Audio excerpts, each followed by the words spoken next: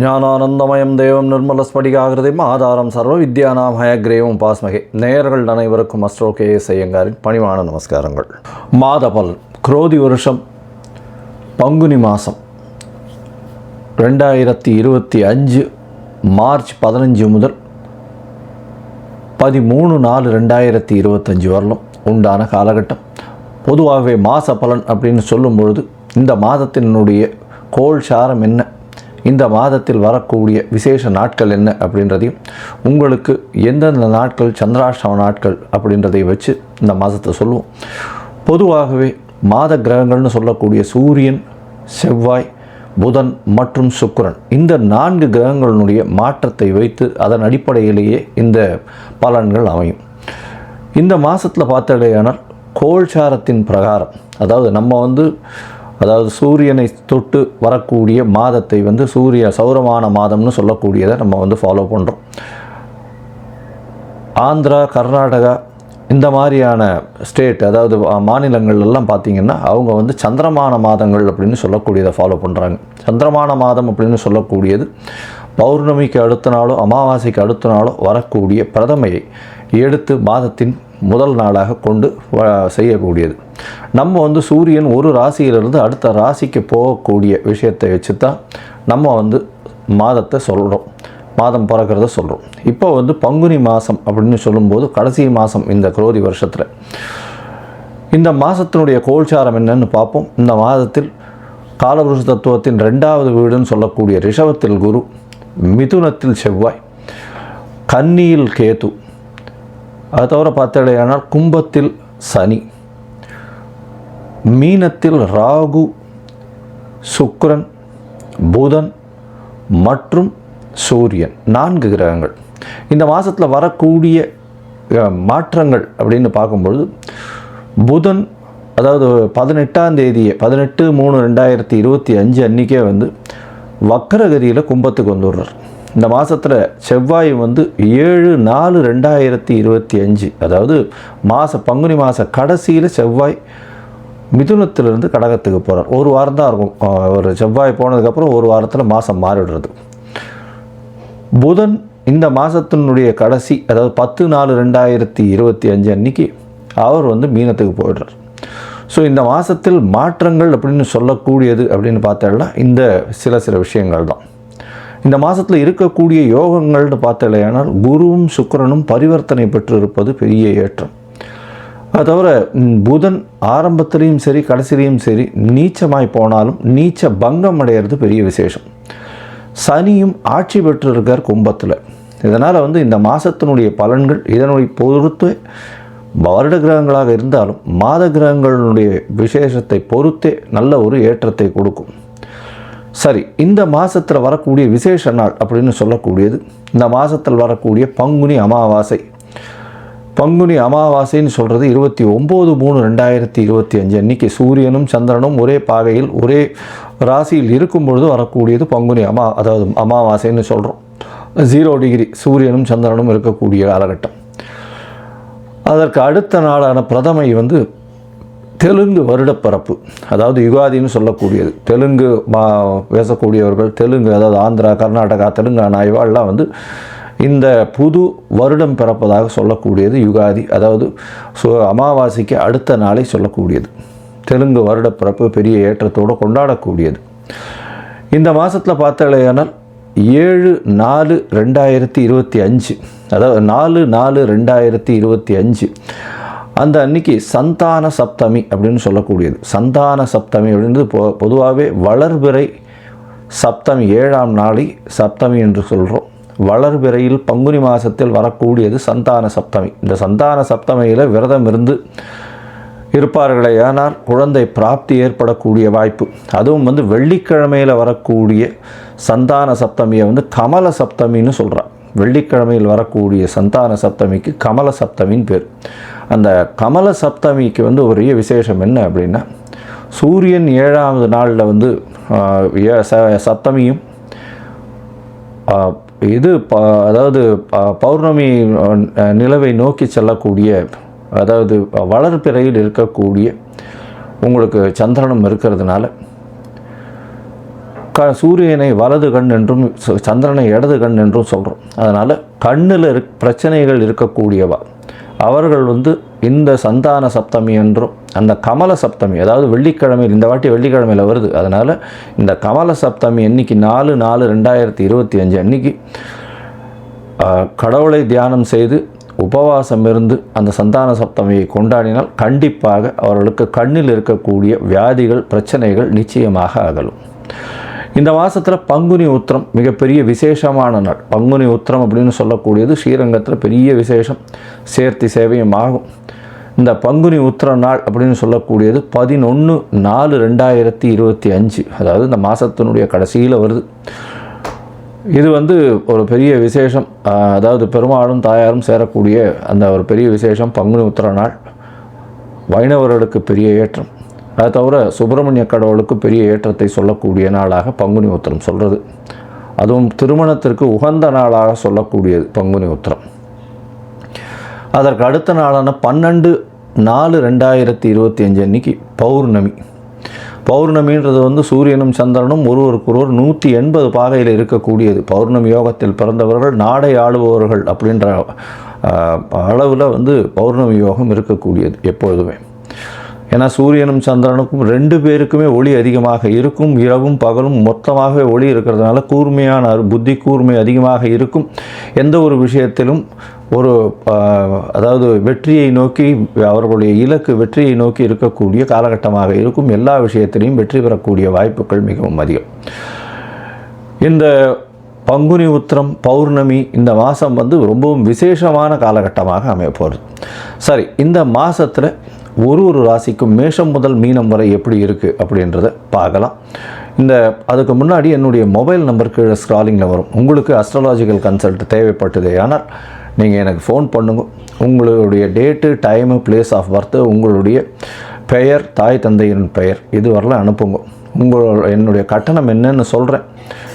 என்னுடைய கட்டணத்தை செலுத்திட்டு அதற்கு உண்டான யூடிஆர் நம்பர் ஷேர் பண்ணுங்க. உங்களுக்கு ஜாதகத்தை போட்டு சந்தி இருக்கான்னு பார்த்துட்டு, அதாவது பாத சந்தி, நட்சத்திர பாத சந்தி, லக்ன பாத சந்தி இதெல்லாம் இருக்கான்றதை முதல்ல பார்த்துட்டு உங்களுடைய ஜாதகத்தை போட்டு அதுக்கப்புறம் அப்பாயின்மெண்ட் தரேன். அதுக்கேற்ற மாதிரி நம்ம அப்பாயின்மெண்ட்டில் பேசலாம்.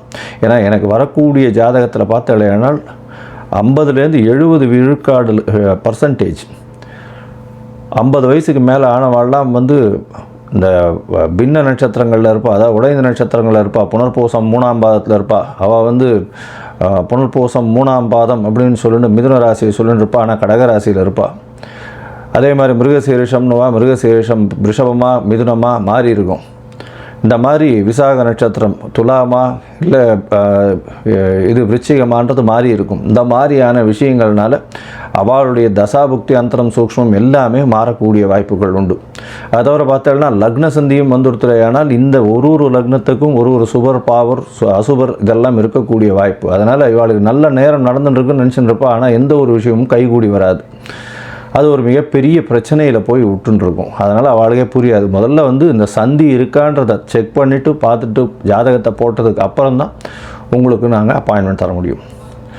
சரி, இப்போது பங்குனி மாதம் குரோதி வருஷம் மேஷம் முதல் மீனம் வரை 15/3/2025 முதல் 13/4/2025 வரை உண்டான காலகட்டத்தில் எப்படி இருக்குன்றதை ஒன்றொன்னா வருஷப்படுத்தி பார்க்கலாம்.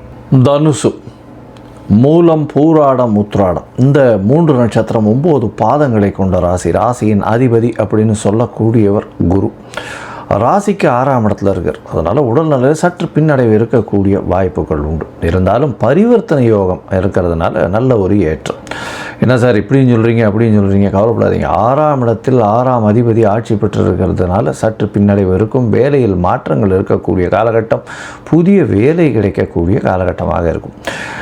பொதுவாக பார்த்தாலேயானால் இந்த மாத கிரகங்கள்னு சொல்லக்கூடிய சூரியன், செவ்வாய், புதன் மற்றும் சுக்கிரன் இந்த 4 கிரகங்களினுடைய மாற்றங்களை பற்றி தான், மாற்றங்களை வச்சு தான் நம்ம மாத பலன்களை சொல்லுவோம். இந்த மாத பலன்களை சொல்லும் பொழுது பார்த்தாலேயானால் பொதுவாகவே இந்த 15/3/2025 13/4/2025 வரை உண்டான நாட்களில் உங்களுடைய ராசிக்கு பார்த்தேன்னா சூரியன் 4ஆம் இடத்துல இருக்கார். அதாவது உங்களுடைய ராசிக்கு 9ஆம் அதிபதி 4ஆம் இடத்துல இருக்கிறது விசேஷம். ஒரு திரிகோணாதிபதி ஒரு கேந்திரத்தில் போய் இருக்கிறார்.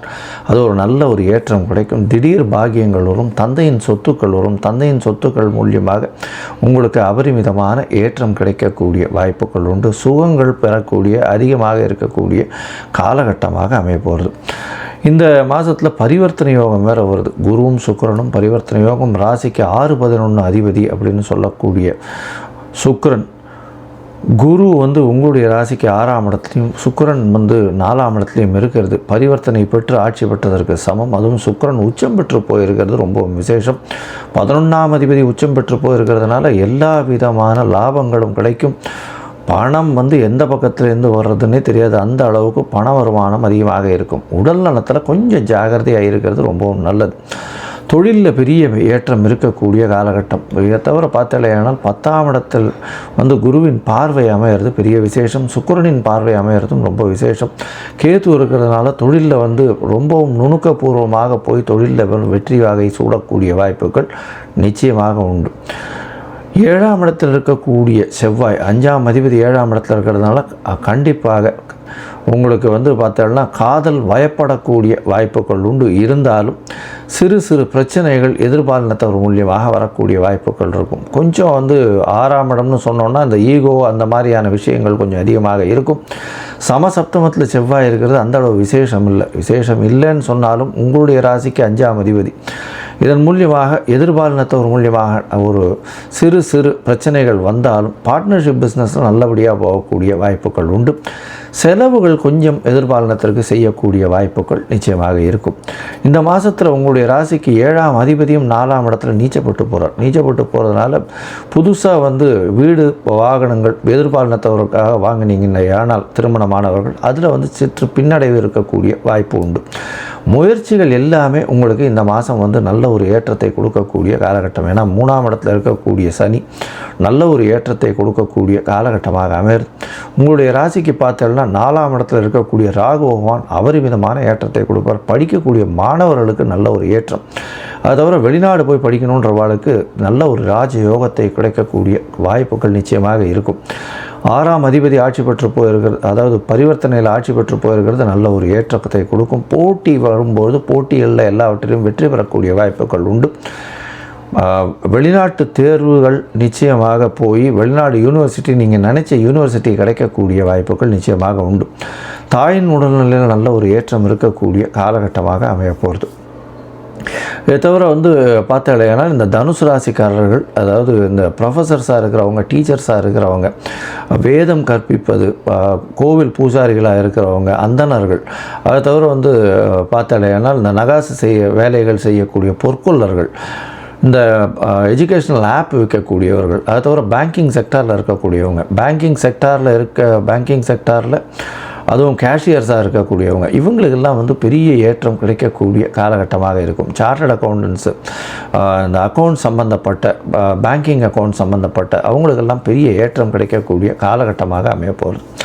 இந்த மாதத்தில் உங்களுக்கு எல்லா விதமான ஏற்றங்களும் கிடைக்கும். இருந்தாலும் சில நாட்கள் உங்களுடைய முயற்சிகளை தள்ளி போடுறது நல்லது. அந்த நாட்கள் வந்து சந்திராஷ்டம நாள்னு சொல்கிறோம். இந்த சந்திராஷ்டம நாள்ன்றது உங்களுடைய ராசிக்கு 8ஆம் இடத்துல சந்திர பகவான் இருக்கக்கூடிய காலகட்டத்தை சொல்கிறோம். 8ஆம் இடம்னு சொல்லக்கூடியது உங்களுடைய ராசிக்கு மறைவு ஸ்தானம். இந்த காலகட்டத்தில் வந்து மதிகாரகன்னு சொல்லக்கூடிய சந்திரன் மறைந்து இருக்கக்கூடிய காலகட்டத்தை சந்திராஷ்டமம்னு சொல்கிறோம். இந்த சந்திராஷ்டம காலகட்டங்களில் புதிய முயற்சி வேண்டாம், வெளியூர் வெளிமாநில பிரயாணம் வேண்டாம். ஒருவேளை பண்ண வேண்டிய கட்டாயம் இருந்ததே ஆனால் சந்திர பகவானுக்கு உண்டான எளிய பரிகாரம், அருகில் இருக்கக்கூடிய கோவிலில் வந்து உங்களால் முடிஞ்ச அளவுக்கு பச்சரிசி தானமாக கொடுங்க. அது தவிர யாருக்கும் ஜாமீன் கையெழுத்து போடாதீங்க, அது வந்து ரொம்ப முக்கியம். மொத்தத்தில் பார்த்தோம்னா இந்த சந்திராஷ்டம காலங்கள் அப்படின்னு சொல்லக்கூடியது இந்த மாதத்தில் உங்களுக்கு 6/4/2025 8/4/2025 வரலும் உண்டான நாட்கள் வருது. இதில் ரொம்ப ஜாகிரதையாக இருக்கிறது நல்லது. தேவையில்லாத காசிப்ஸ் வேண்டாம், யாருக்கிட்டையும் கமிட்மெண்ட் கொடுக்காதீங்க, பொறுமையாக இருக்கும். மொத்தத்தில் பார்த்தோம்னா இந்த தனுசு ராசிக்காரர்களுக்கு நல்ல ஒரு ஏற்றமான காலமாக இந்த மாதம் அமையிறது. இந்த மாதத்தில் பார்த்தோம்னா உடல் நலத்தில் சற்று பின்னடைவு இருந்தாலும் எல்லா விதமான விஷயங்களிலும் வெற்றி இருக்கும். போட்டியில் வெற்றி இருக்கும். மாற்றங்கள் நிச்சயமாக வரும். புதிய வீடுமனை வாங்கக்கூடிய பாக்கியம் உண்டு. தொழிலில் அபரிமிதமான ஏற்றம் இருக்கக்கூடிய காலகட்டம். புதிய தொழில் அமையக்கூடிய வாய்ப்பு. காதல் வயப்படக்கூடிய வாய்ப்புகள் நிச்சயமாக இருக்குது. குழந்தை பிராப்தி ஏற்படக்கூடிய பாக்கியம் நிச்சயமாக உண்டு. உங்களுடைய ராசிக்கு பண வருமானத்திற்கு பஞ்சம் இருக்காது. நல்ல சுகமான தூக்கம் வரும், சந்தோஷமான தூக்கம் வரக்கூடிய வாய்ப்புகள் உண்டு. தொழிலில் அபரிமிதமான ஏற்றம் கிடைக்கும். மூத்த சகோதரர் மூலியமாக நல்ல ஒரு ஆதாயம் கிடைக்கக்கூடிய வாய்ப்புகள் நிச்சயமாக இருக்கும். மூத்த சகோதர சகோதரிகள் மூலியமாக. அதை தவிர உங்களுடைய அபிலாஷைகள், அதாவது நீங்கள் நினைத்த காரியங்கள் நினைத்த நேரத்தில் நினைத்த இடத்தில் நிச்சயமாக முடியும். மொத்தத்தில் பார்த்தீங்கன்னா இந்த மாதம், பங்குனி மாதம் பெரிய ஏற்றம் கிடைக்கக்கூடிய வாய்ப்புகள் இருக்கும். இருந்தாலும் உடல் நலத்தில் சற்று கவனமாக இருக்கிறது ரொம்பவும் நல்லது. இந்த மாதத்தில் பார்த்தோன்னா லக்ஷ்மி நரசிம்ம வழிபாடு பண்ணுங்க. லக்ஷ்மி நரசிம்மருக்கு அவருடைய காலில் அதர்வண வேதம் இருக்கிறது அப்படின்னு சொல்கிறான். அதனால் அவரை வழிபாடு பண்ணுறதன் மூலியமாக உங்களுக்கு வரக்கூடிய திருஷ்டி, ஏவல், வவ்வல் இதெல்லாம் சொல்கிறா இல்லையா, அது வராமல் இருக்கக்கூடிய வாய்ப்புகளும், எல்லா விதமான கஷ்டங்கள் நீங்கக்கூடிய வாய்ப்புகளும் நிச்சயமாக அமையும்.